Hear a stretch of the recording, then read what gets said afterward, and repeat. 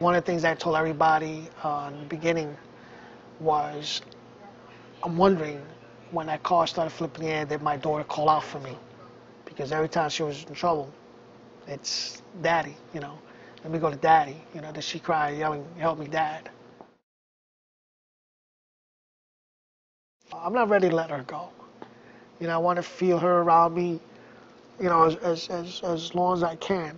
Leandra, let go of that. Don't play with that. Now we got it.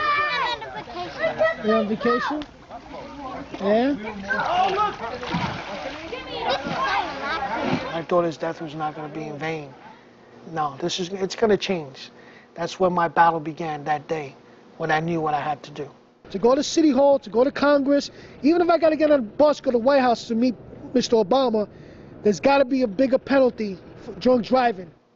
It actually kept me strong to get this law passed. And once the law was signed and done with, the anger was still there. I mean, I had a sense of peace because I, got something done. My daughter's death wasn't in vain, but it was still a lot of anger.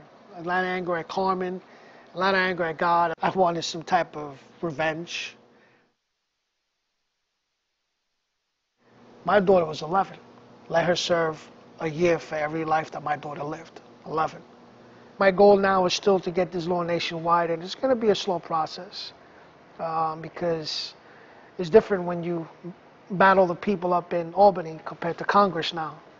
It's a bigger step. I'm a single parent. I thought I was doing the good things. There were 7 other girls in the car. Why not one of them? This was my purpose in life, to be able to change a law, and I just I didn't understand, who am I? Who in God's name said, hey, Lenny Rosado is going to make history. Lenny Rosado is the one that's destined to make these laws change in New York City when it comes to drunk driving. I was trying to make a sense of all of that. It was hard concentrating on doing what I had to do, not thinking about my daughter, especially at work, because my daughter used to come and hang out with me. So that made it even hard because I'm always looking to see if she's walking down the ramp to come to my office. I stay at work an extra hour late because I know the times at the schools are let out around 3:30, and I just don't want to come out and see all these kids coming around from school.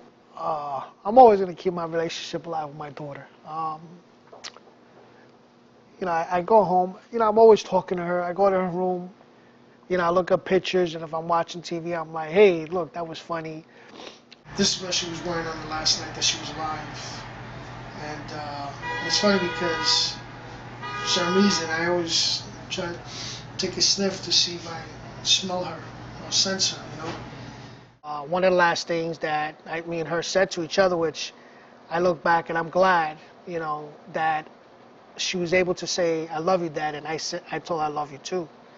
And that's something I'll always hold. This is the Christmas, December 25th, 2006. And here we got Leandra Rosado. Hello. Ready to open up some gifts. Let me look at that gift for a minute. It's Cheetah girls. Be quiet, Daddy. Be quiet, Daddy. It's Cheetah-licious edition. I think that's number 3 over there.